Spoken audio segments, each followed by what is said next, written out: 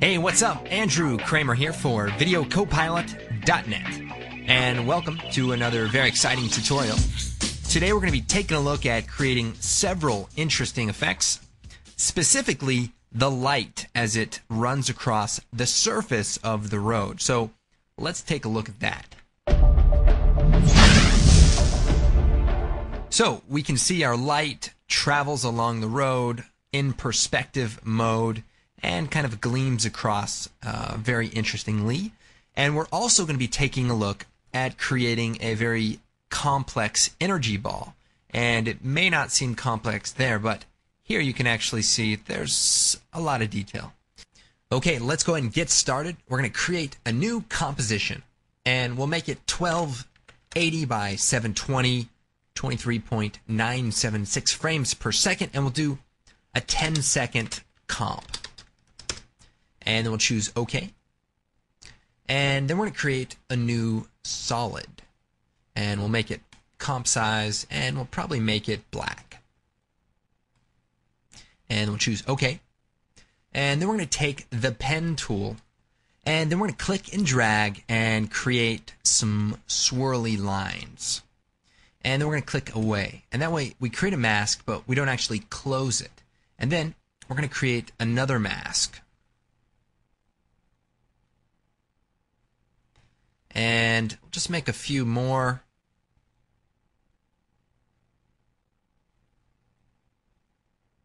And that looks pretty good for now. Then we're going to choose Effect, Generate, Vegas. It's at the bottom there. And this is a pretty cool effect. It kind of creates some line contours. And we're going to change this to Image Path. And we'll set it to Mask 1 initially.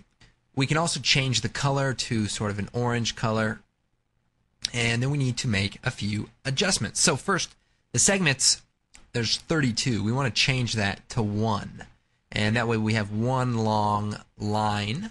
Let me just make some room here.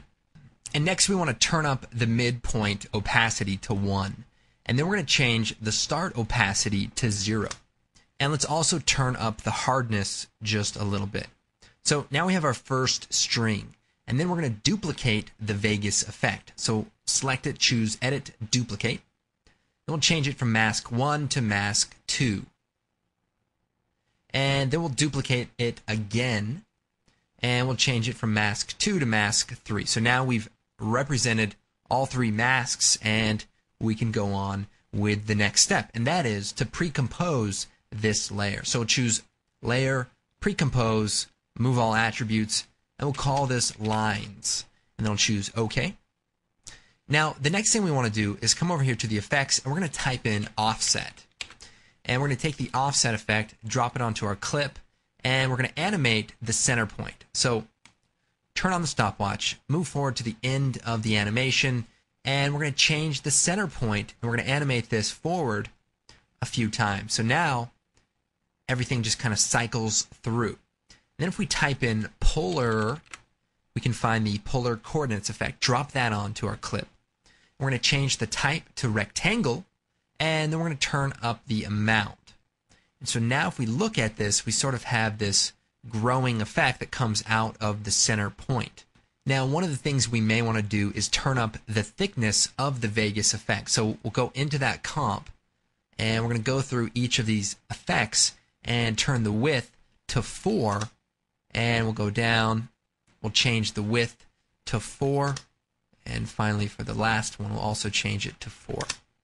And that should work pretty good. Now the next thing we need to do is feather the outside edge. So we're going to create a new solid, and we'll choose OK. And then we're going to take that solid and create an ellipse mask. So we'll click, drag, and make it just about the size like that. And then we're going to change it to subtract, and we're going to bring this down and turn up the feather amount. And if we take the lines effect, hit F4 or toggle the switch, and we're going to change it to alpha inverted. So now if we bring the expansion in and hide the mask, you can see that we are feathering the edges as it grows out. So now we want to create this energy ball effect. So I'm going to take our two layers and pre-compose them. So we're going to choose Layer, Pre-compose, and we're going to call this String Energy. And we'll choose OK. Now before we go on, I'm going to go back into the String Energy comp, go to the Offset effect, go to the very end of the comp, and we're going to adjust the X position. And just a little bit, and that way our animation will be just a little bit more random as it cycles through. Okay, now let's make a background layer. So we'll create a new solid. It'll be black, and we'll take our String Energy, hit F4, toggle the switches, and turn on the 3D layer switch. And then we're going to duplicate the layer a few times, and we want to basically take the rotation tool and rotate the clip. Now, it's also important that the transfer mode is set to screen, so that way we can actually see all the layers as they're blended together. And here's just the trick, is you just want to make a few copies, rotate them, and do this until it seems like you have a volumetric effect. And you want to play with the scale as well as the rotation. And then we can also create a new camera, maybe 28 millimeter, okay. And then we can take like the orbit tool and rotate around to make sure that we fill it in. So here's a view that doesn't look as filled in. So we'll choose Edit, Duplicate on one of the copies, rotate it, scale it up a bit, and that way we sort of fill in this area. And we also can offset the time of these elements so that there's always something going on. We'll go ahead, reset our camera, and now we have the basic setup for our String Energy. So now we're going to create our glowing center. So we're going to create a new orange solid, and we want it to be very light. And we're going to choose OK. And we're going to take the ellipse tool, and we can shut the eye off for a moment, and we're going to zoom in, and we're going to draw a circle right around the center here, and we'll turn it on, and then we're going to hit F, or we can just bring down, and we're going to feather it just a bit. And the other thing we can do is duplicate the mask, and then feather this mask, so that we have a little bit of extra feathering going on. And then we're going to change the transfer mode to Add, and then we're going to make some copies. So we're going to duplicate it, Edit, Duplicate, and we're going to scale it down a bit. So now we're going to create another new solid, and we want this to be a little bit darker, and we'll choose OK. And again, we'll take the ellipse tool, we're going to draw a feathered mask, we're going to hit F, turn up the feather amount, and we'll also change this to Add.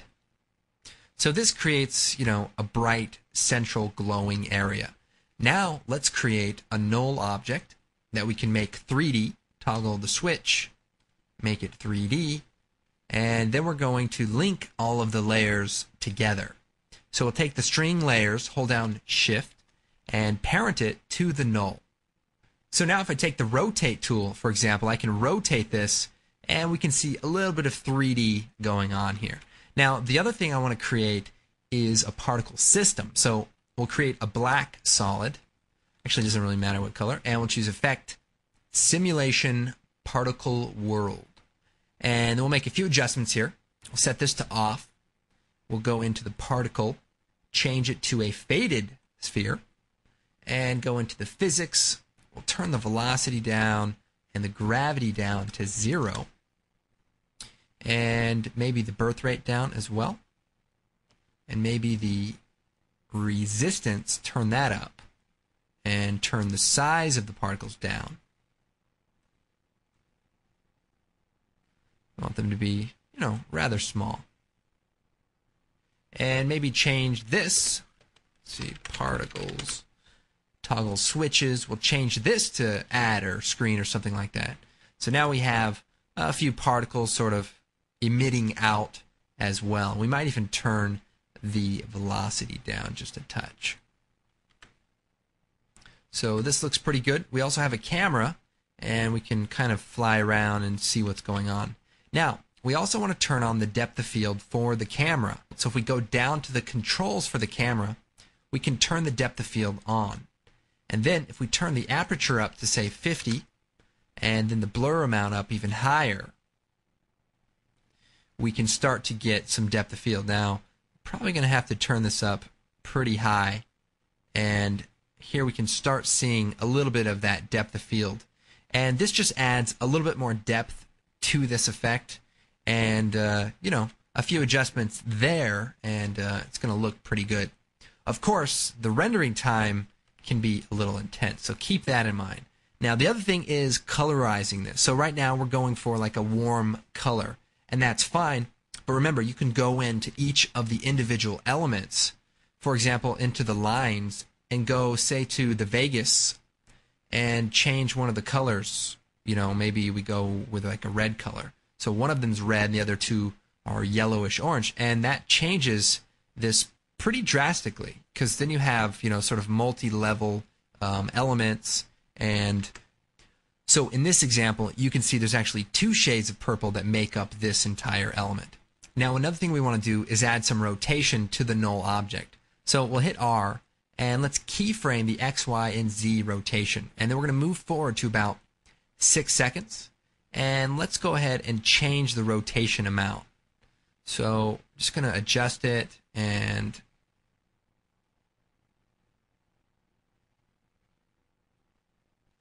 give it a little bit of a rotation so that it looks a little bit more 3D. And we can also turn on this draft 3D switch so that we can see the motion a little bit better. And I think maybe if we switch these around, it might look a little bit better going in that opposite direction. So we'll go ahead and turn that off, and now we have our element, and we're going to go ahead and render it out and reuse it for the rest of the tutorial. So we'll go ahead, add that to the render queue. We'll go in here. I like to use QuickTime, go into the format, photo JPEG, maybe about 95%, and then choose OK. Set the output, and then render this out. Well, I hope you guys enjoyed this tutorial. My name is Andrew Kramer, and we'll... Oh, wait. Actually, we still have a lot to do. I imported our orange energy that we just created, and so now it's a QuickTime movie, and we have our street raw footage that we're going to use in a new comp. So we'll drag that into the new comp button, and we're going to start building our effects. So first thing we need to do is stabilize the footage. Now, it's a handheld shot from a stationary position.